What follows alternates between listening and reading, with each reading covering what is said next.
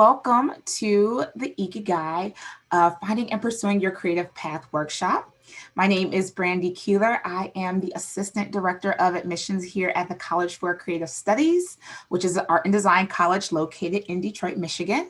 And I am joined today by Patty Spencer, who is our regional recruiter, who will be helping to answer questions in the chat box during today's workshop. So if you have any questions, welcome to the Ikigai, Finding and Pursuing Your Creative Path workshop.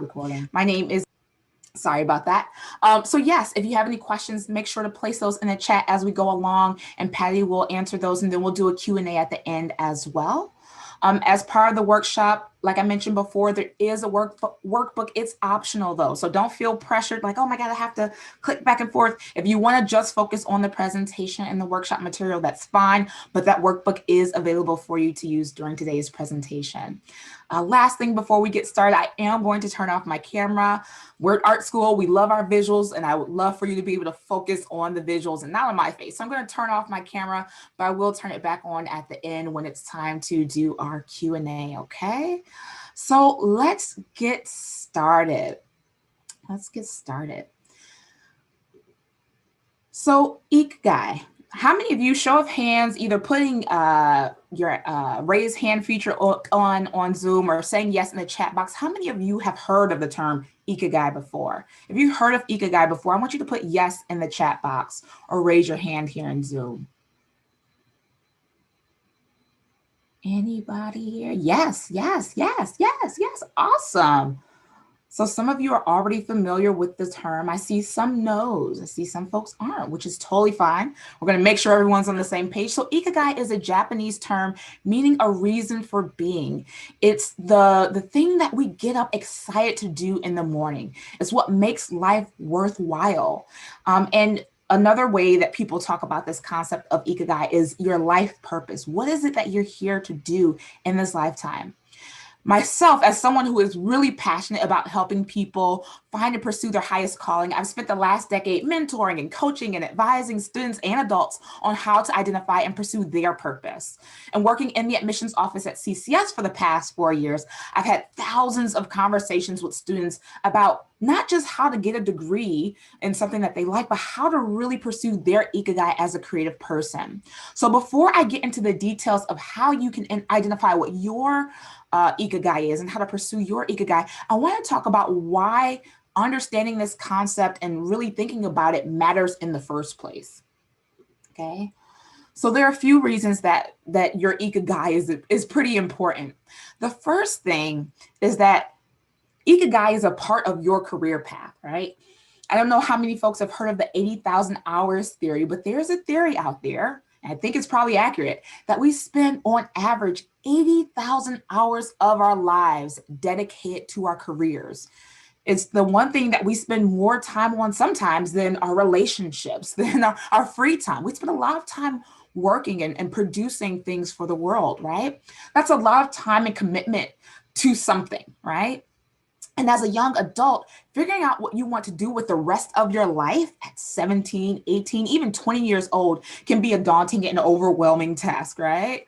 Add to that task the assignment of choosing a major in a college to invest 4 years and thousands of dollars into in order to pursue that calling. And the list of choices can become even more overwhelming and anxiety-inducing. In fact, according to the National Center for Education Statistics, about 80% of students in the US end up changing their major at least once, okay? When you change your major in school, especially a school that has 4 years dedicated to your major like CCS, that can actually end up adding not just more years to your college degree path, but it can also end up costing you more money to complete your degree, right?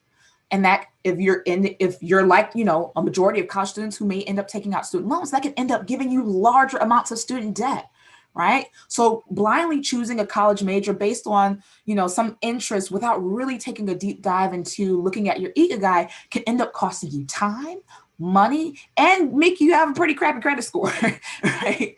And so Ikigai is tremendously helpful for students pursuing their college education because it can provide more clarity and confidence. We want to provide you clarity and confidence about the degree that you pursue or the path that you pursue and save you time, save you money in the long run. So that's why this Ikigai concept is important, and that's why we're doing this workshop for you all. So let's take a look at the meat and potatoes of an Ikigai. This is what an Ikigai diagram looks like. And the Ikigai, the answer to 4 questions lies at the center of this diagram. That's the little star, right? So there are 4 distinct questions you have to ask yourself to discover your Ikigai. The first is, what do I love to do? The second is, what am I good at? The third is, what do I feel the world needs? And the fourth is, what can I get paid to do, right? If you can find something that answers all 4 of these things, you've found your Ikigai. If you are, however, pursuing something that only answers 1 or 2 of these questions, it is not your Ikigai. It may be your profession. It may be your passion. But our goal at CCS is to make sure that our students are pursuing their Ikigai. We don't want you doing something that you are good at and finding out how to be paid for it, but not knowing how you can contribute to the world doing that thing. Because what will end up happening is you may have satisfaction in your job.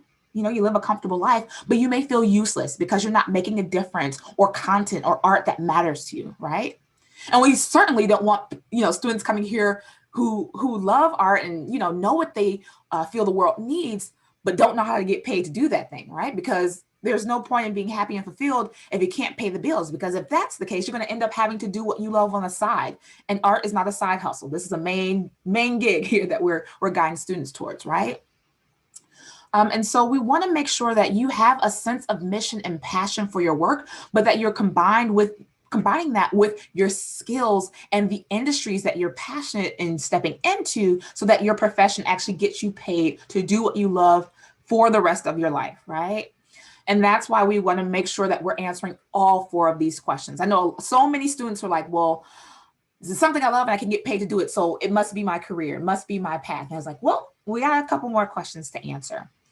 So what I want to do is actually show you some examples of alum from the College for Creative Studies who have followed their Ikigai.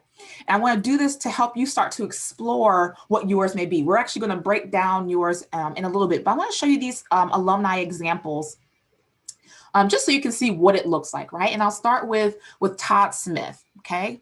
And actually for Todd, he studied graphic design at CCS. I'm actually going to read a quote directly from his website where he describes his path pursuing his interests and his Ikigai. So this is a quote from him. So he said, "For as long as I can remember, there have been 2 constants in my life: art and sport. In school, I was constantly yelled at for drawing too much in class, and regardless of the weather, I was always outside, kicking and throwing around or chasing a ball. Eventually, I realized my passions could become a career and that Nike could be a perfect destination for me to pursue both of them at the same time. So after graduating from the College for Creative Studies in Detroit, I moved to Oregon and made my goal a reality. Simple as that, really. 19 plus years later, I'm still here chasing my original childhood passions day in and day out. Lucky me." So as you can see from this is Todd as a kid. He's doing what he's always dreamed of doing since he was a kid, but combining the things that he loves, right? He loves soccer and art, and he didn't have to choose that, right? He found a way to combine that with what he grew his design and innovation skills at CCS with his desire to really lead creatively in the world, and he's paid as a designer at Nike. And what's really cool is he's been doing this work in his career field for decades almost at this point, right? So he's now the senior designer for global football equipment at Nike, where he was leading teams of designers responsible for soccer balls, shin guards, goalie gloves. He was getting the equipment so he could still play, he was also mentoring young designers, so giving back. Next, I want to talk about Veronica Scott, who discovered her Ikigai during her junior year at CCS. I'm actually going to play a video of her explaining how she discovered her Ikigai and the difference that she wanted to make in the world doing what she loves to do. This all started off as a class project out of College for Creative Studies here in Detroit. And I was studying product design at the time. Oops. design at the time and ended up getting my degree in product design, so no fashion background and no experience in sewing. And this was a class project out of a studio. And the whole point of the studio was to design to fill actual needs rather than design pretty, shiny, fast things that ended up becoming trash, and how to actually fill needs with products. And so I ended up spending a lot of time on the streets in this area, specifically in a shelter called NSO. Having the people on the streets be a part of the design process became really important, and then eventually realizing that the coat itself didn't really matter. Because really a coat is a Band-Aid for a bigger, more systemic issue. And I only realized that when going back to the shelter with this finished coat sleeping bag, and at the time it wasn't exactly the sleekest thing in the world, going back to the shelter with this coat, there was a woman that actually ended up yelling at me. And she's saying, you know, we don't need coats, we need jobs. And she was entirely correct, because a coat, like I said, on its own doesn't amount to much, but it has far more impact when it can affect the people in the community in a way of not just giving them something, but helping them stay employed and really employ the people that were going to receive the coat in the first place. When I first came to the empowerment plan, I, was homeless at the time, and now I see a lot of people with the coat on, and I tell them, I stop and tell them I'm happy to see it on them, and I made that coat, I'm with the company that makes it, and they thanks me. They said, it's really warm, and it's like, wow. So, it's a blessing. I look at it as a great blessing.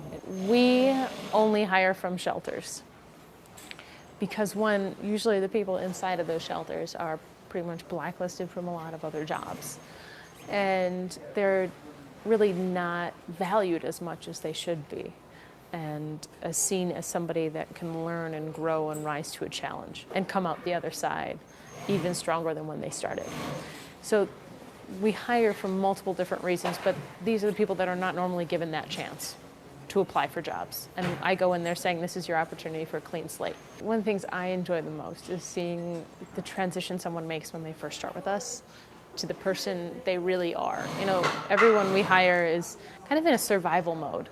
They're not sure where they're sleeping at night. They're not sure where their next meal is going to come from. They're not positive about any of that. So they're living kind of from moment to moment. And they're still also out there looking for jobs and looking for employment, ways to get in money.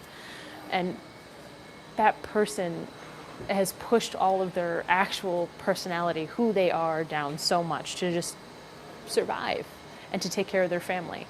And so seeing somebody come in and they're always very quiet, and I can tell you this is the same for everyone on here, you don't, like, oh, everybody's so quiet, and they're very dedicated to the job. They want to prove that they're not going to fail, that they're worth it, that, it was worth taking a risk on them. And I don't think of it as a risk. I think of it as a great investment in someone. And so they're so quiet, and then a couple months as we go on and as we give them that opportunity to make mistakes and not have it be the end of the world or the end of their job, they start to open up a lot more, and then the personalities come out. And then the hair gets done, and the nails and the clothes, and all of a sudden there is this person again with an identity that is theirs and not in survival mode.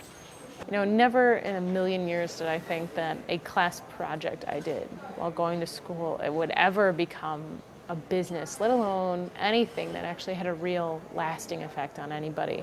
To know that the women feel more stable and that they can offer and provide a better life for their kids, that they know where they're going to sleep at night, that know they can feed and clothe their children, that they're going to have a meal ready for them when they come home from school, and know that they can get them to school, are all things I'm so happy, and I wouldn't have even believed years ago if you told me that I could have done.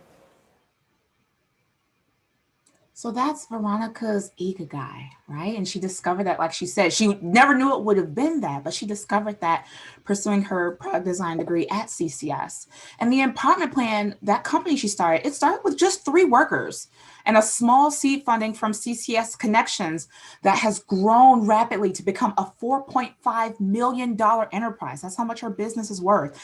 And now over 45,000 coats have been distributed to people in need across the US and 20 countries around the world. This organization has now hired more than 95 individuals, and she's been able to have Every single one of these individuals moved from shelter into permanent housing within 4 to 6 weeks of working at her company. And not a single person that has worked at the Empowerment Plan has fallen back into homelessness. Among her many accolades, Veronica is the youngest person to receive the JFK New Frontier Award. Carolyn Kennedy noted that she was changing the world one coat at a time. And because of this company during the pandemic, she was able to actually stay in business, not having to lay off any employees, but even partner with local nonprofits to produce personal protective equipment for frontline doctors, nurses, and hospital workers. Her business is so successful that she's branching out to other cities. She is getting paid to do this work, but also making a huge difference in the world using her design skills, something she started in her junior year at CCS. This all started off as a class. Next is Rachel Elise Thomas, who is a documentary photographer and collage artist that uses her art to explore African American life, culture, and tradition. Being a collage artist and editorial photographer has given her the versatility to tell stories in different ways. With her personal work, she assembles imagery and materials in a way that encourages her viewers to take a deeper look into the messages she's presenting.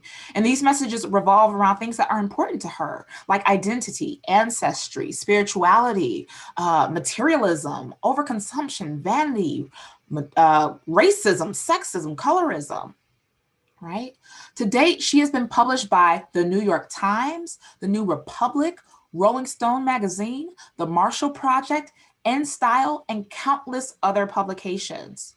She says that she finds great satisfaction in exhibiting her work and has been fortunate to have been a part of 2 artist fellowships, and 2 residencies programs thus far. So she's taken her love of Black culture and Black life.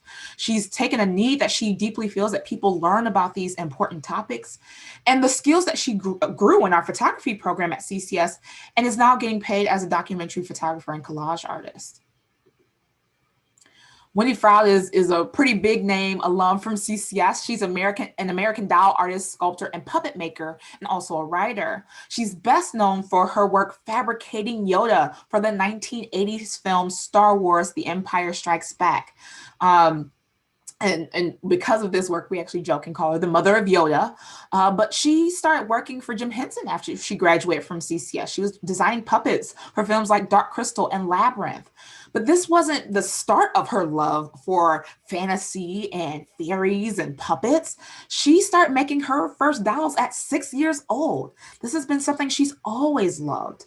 And her advice for a life well lived is to find something that you truly believe in and wish to share with the world. And that's what she's doing through her career path. She's sharing her love for fantasy. And I mean, her love goes deep. Her husband also loves fairies. They both do fairy art. She actually lives in a castle in England. That's how wealthy she is.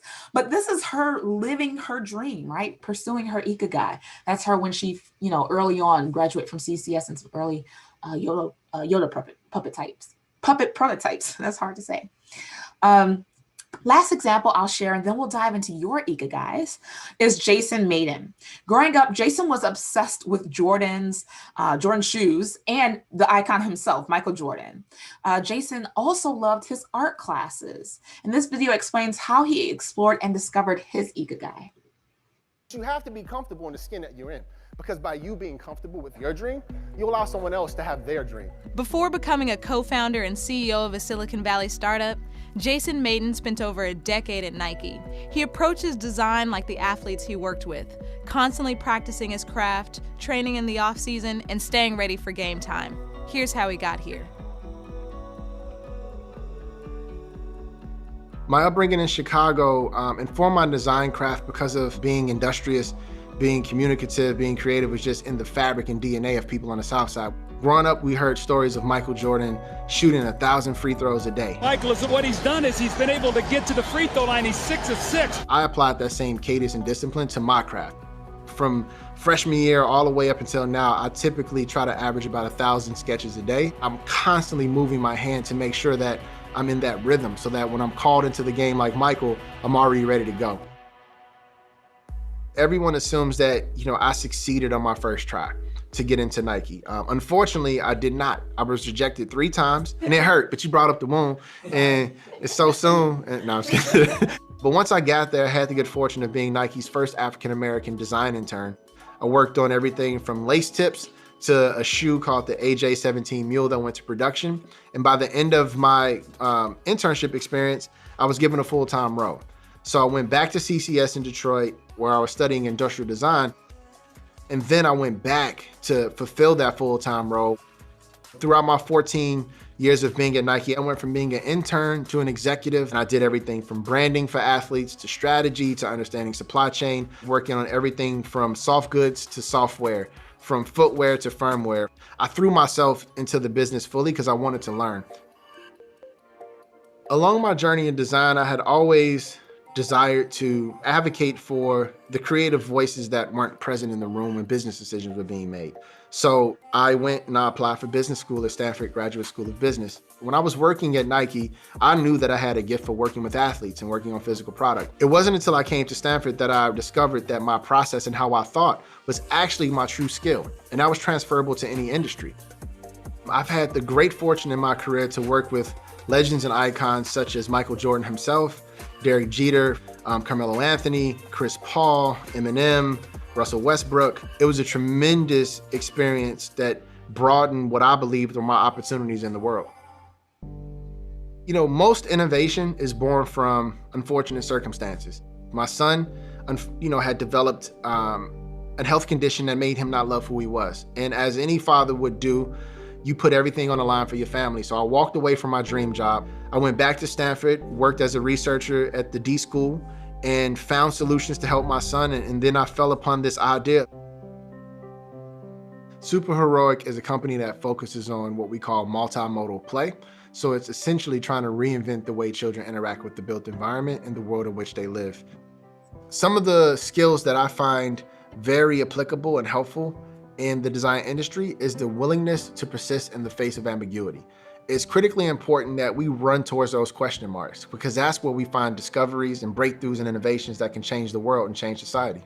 The lesson I would tell students is that no one is expecting you to be perfect, but people expect for you to be disciplined. Discipline is what wins games. The Chicago Bulls have won their 6th NBA championship. Discipline is what makes the difference between someone who succeeds and someone who doesn't. Also, be patient. You know, so many of us are pushed to succeed rapidly. There's no such thing as an overnight success. There are people who've been in motion for years and we're just seeing the end result. So be patient with yourself, be patient with your process, always stay learning, and you'll have a very fruitful, enjoyable life and career. So I think Jason's example is great because he's been following his Ikigai for so long, and he shows that Ikigais can change, right? So at first, his world need that he was focusing on was representation in business decision-making, which led him to the D School. And there, once he, was doing that work, he had a son, and that changed what he felt the world needs. But all along the way, he was still following his Ikigai. And when people are passionate about their profession, but also make a difference in the world, they get noticed across the world. Jason's been featured on multiple most inspiring lists, including Fast Company's 100 Most Creative People in Business, on Ebony's Power 100, and many more. A fun fact is that Jason actually has an entity. He's such an entity that he has his own day of the year named after him in Austin, Texas. So March 17th is Jason Maiden Day in Austin, Texas. So for folks tuning in from Austin, Texas, if you didn't know that, it's a CCS alum. That's crazy, right? Just from following your Ikigai and being creative. So now let's talk about your Ikigai, right? How do you find this thing and then pursue it? Let's start off with question number 1.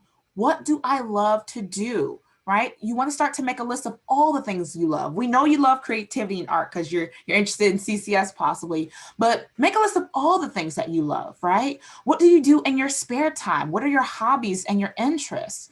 Look at your favorite class in school or your favorite school groups to participate in. That gives you some hints and some ideas of things to combine with your Ikigai. What did you love doing or thinking about when you were a child, right? For Jason, it was collecting sneakers, right? Playing basketball. For Todd Smith, it was soccer. For Wendy Frau, it was designing fairy dolls, right? What is it that you loved as a kid? What do you do without people telling you to do it? What are you self-motivated to do or create or work on? That's a hint that you probably love that thing, right? If you do it for free, you probably love it. And then, look for a theme. If you feel like, I know I love art and that's the extent of it. I don't have anything more specific than that. Here are some tips to do a love audit, to really take a deep dive into discovering what you love.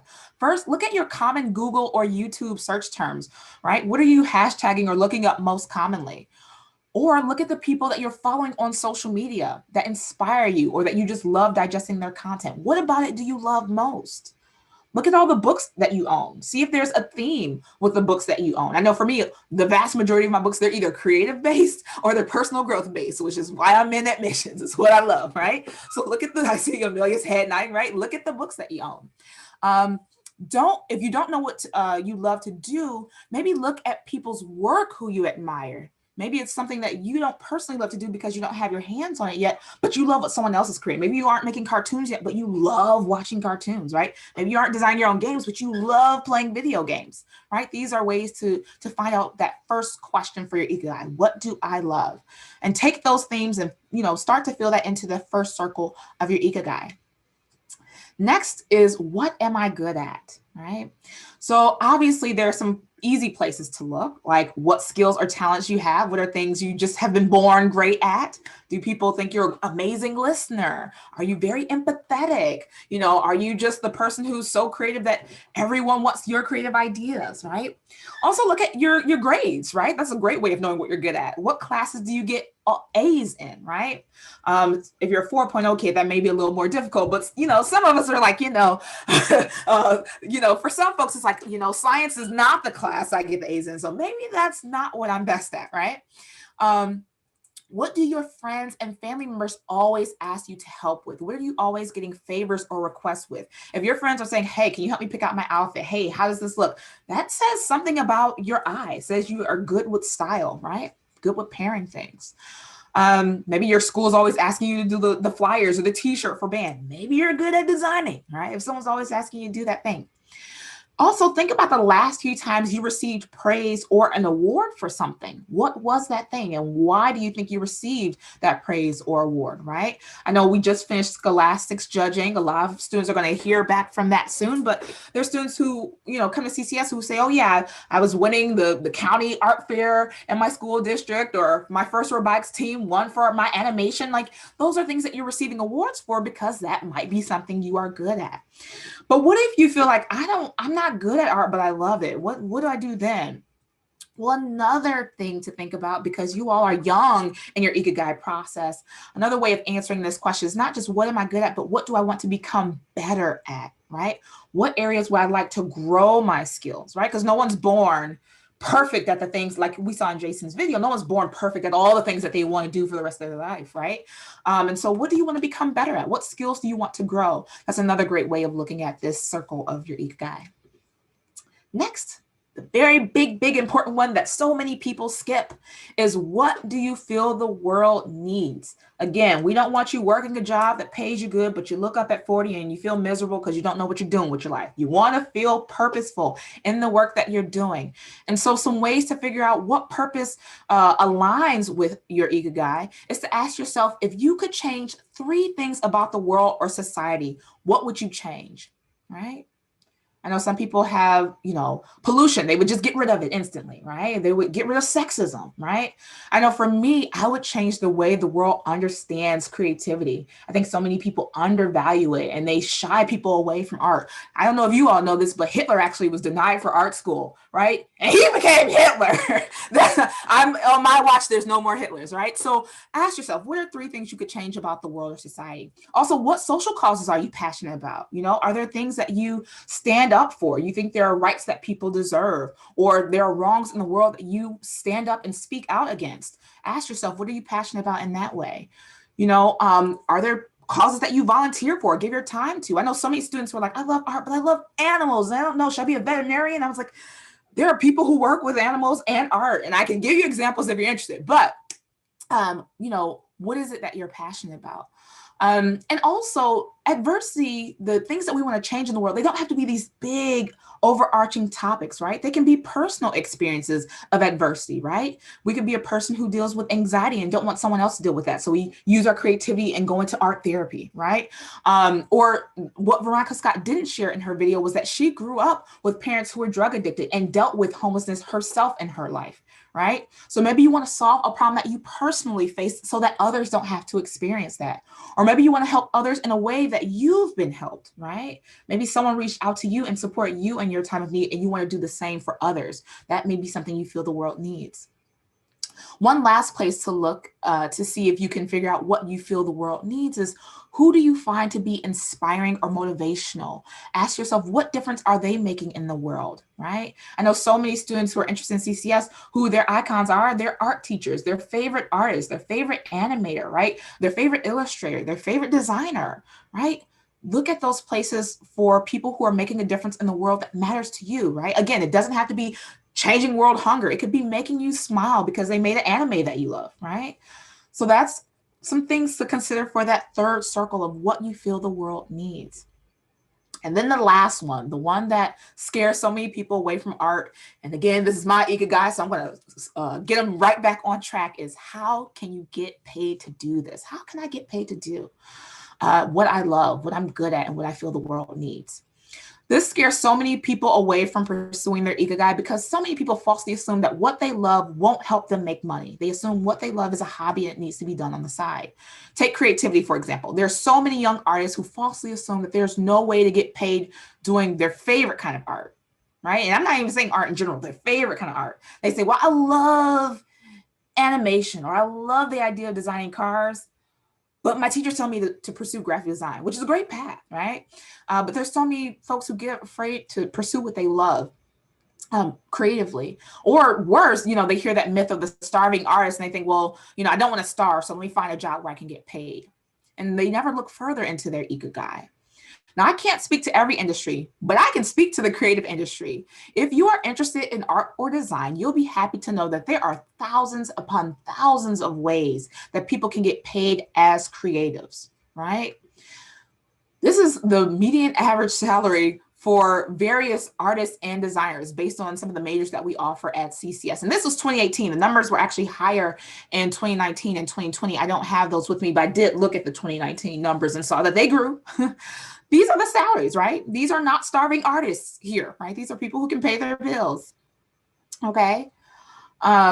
But moreover, what's important is that there is demand for creativity. There are opportunities out there in these industries. In the US alone, there are nearly 700,000 businesses that employ millions of people, right? And artists and designers make up more than 2 million of those workers. We're not talking about starving artists here. The arts, which includes design, contributes to more than $800 billion of the US economy. This is the US alone, right? We're not talking about Wendy Froud and her castle in England. We're talking about here in the States, right?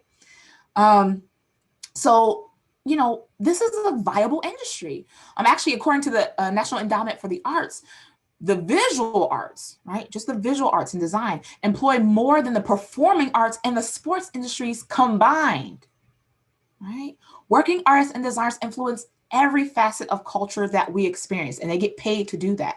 Fashion designers or footwear designers design the shoes and accessories and garments that we wear on a day-to-day basis. And as I'm paging through, these are all majors at CCS, right? But I'm just using these to articulate the overarching industries. Product designers, industrial designers design and create the products that we use every day, whether they're medical devices, athletic shoes, tables, technology, more. Concept designers design the characters and the worlds that we see in films and our favorite live action movies. Directors, writers, visual effects artists, producers, they create the movies and TV shows we watch. Creative directors, copywriters, art directors, they work on the commercials in between the shows that we watch, as well as every other type of advertising we see. They create online content, they create media, social media. They speak on behalf of brands, on behalf of social causes, on behalf of celebrities, political parties. I don't know about y'all, but I was bombarded with political advertising this past year, right? Somebody's creating that stuff, right? They're creating taglines on all the products that we see. Entertainment artists, they're creating the cartoons that we watch, the anime that we love, the video games that we play, right? Craftspeople, they make every object, right? They influence the look and feel of so many objects. They make our vases, the jewelry that we wear, the textiles on our furniture, the furniture itself, right? And so much more. Interior designers, they shape the spaces that we enter, right? The interiors of our hospitals, our airports, our schools, our offices, our places of worship, our vehicles, the commercial spaces we shop in. Trend forecasters and color and materials designers influence the look and feel of the objects that we buy, right? The products that we use, the furniture, the fashion, right? These are all things that come from interior design. Communications designers or graphic designers, they create the logos that we see, the packaging on every product we consume. Interaction designers design and influence every website that we use, every app that we use, right? Transportation designers, right? They imagine and design the vehicles that get us around today, whether they be cars or motorcycles or boats or jets or planes or helicopters. They also innovate the future of how we will move through autonomous vehicle design. This is a student project where they worked on spacecraft. Like, people are paid to come up with these ideas, right? Photographers, they shoot the images that we see on billboards, online, in magazines, commercial photography for the industry, or documentary photography for news outlets, like we talked about earlier with Rachel, or fine art photography that we see in galleries. You know, practicing studio artists and illustrators, they make art that causes us to stop and think, whether it's a mural or work that we see in a museum, or whether it's editorial illustration, whether it's, you know, they're owning galleries or curating spaces. There are so many opportunities to be a working artist and designer.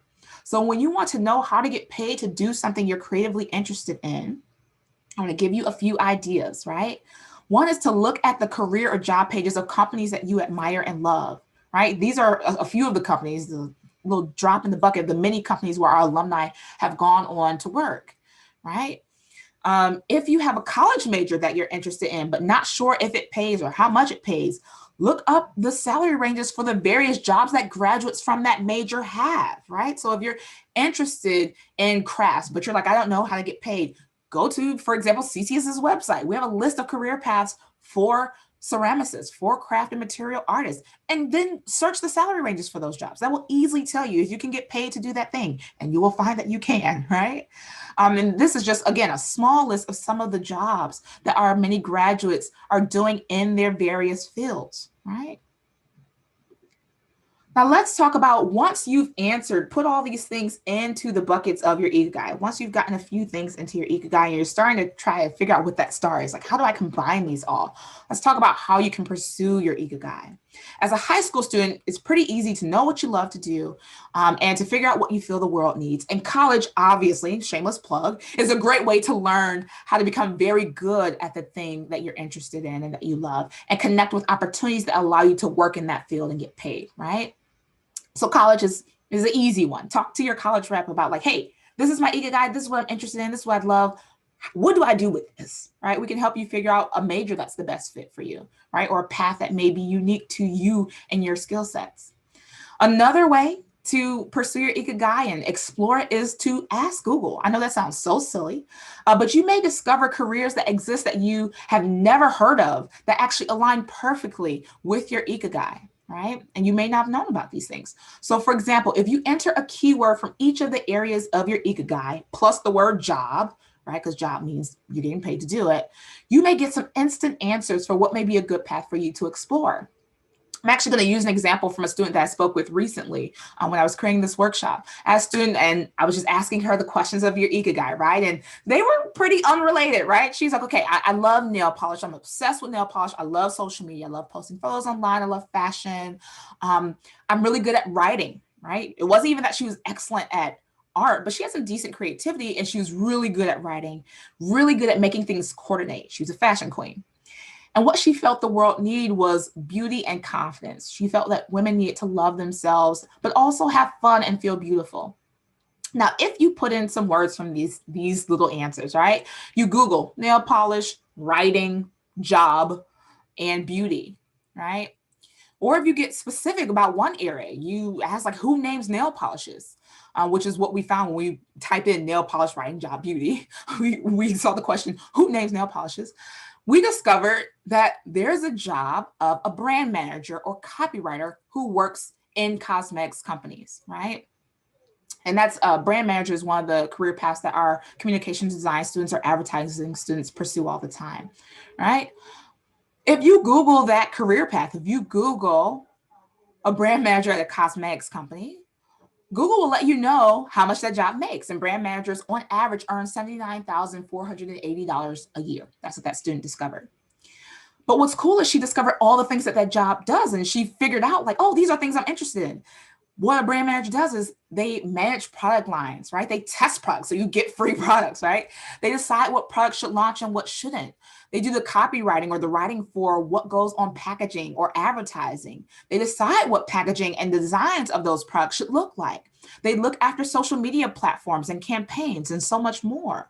So that student got so excited, like, oh my God, this is my Ikigai. This is what I want to do. This is all my things, right? You can find the same, right? We can do a one-on-one session with you, or you can go on and Google yourself. Another way of looking to pursue this is to look for mentors who are following their own Ikigai, even if it isn't your exact Ikigai. Talking to people who are following their purpose, their journey, and getting insight from them about how they were able to do that may give you advice on how to do the same for yourself. I know a great resource for looking at artist journeys is our CCS Alumni Live series that we do weekly on Instagram. This week, we actually talked about Ikigai with our alum from Product Design, Girsi Eugene, who is a footwear designer.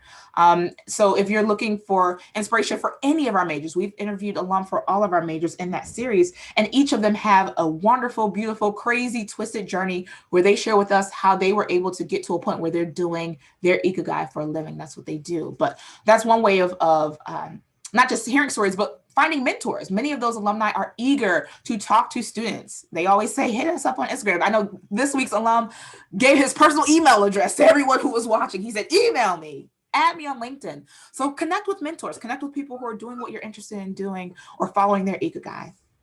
Another great resource is your high school counselor, right? They know so much about so many career paths, right? As well as colleges to consider. So talk to them about the things that you're interested in and see if they have any advice on how to pursue your Ikigai. And obviously in this workshop, I've included a workshop at the end where you can start to explore and play with it, right? You can start to take keywords from the answers of your Ikigai questions and see what overlaps, right? You know, if you love horses, you feel the world needs racial justice, and you're really good at art, I promise you there's a way to find it work, right? To find it to overlap. It may seem unrelated now, but you know, that could have been said for any of the alumni who I showed examples of, right? I want you to know that none of you here are average. None of you were born to be average and live a mundane life. You each have something in you that makes you unique, makes you special, and your voice can be heard and used to make a difference in the world, and you be compensated for the value that you bring to this world, creatively or otherwise.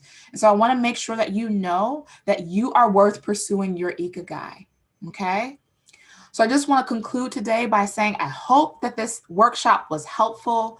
You know, if you feel that art or design is a part of your Ikigai, College for Creative Studies is a great opportunity to pursue your purpose. We will definitely help you figure out how to become better at your passion for creativity, help you figure out how to make a difference in the world, and show you how to really hit the ground running in your industry, okay? So please reach out with questions about careers, questions about alumni, hands-on opportunities, and more. I know one of our hands-on opportunities is our pre-college summer experience. That's a great way of testing if you really love what you say you love, right? You do it at the level of a college student while you're still in high school. So yes, reach out to us. We are here to help you with your creative Ikigai. So with that, I am going to stop sharing my screen here. And see if there are any questions that I can answer based on today's presentation, okay? Today's workshop. Brandy, one quick thing. I know somebody came late, and you are recording this, right? Where is it going to be available?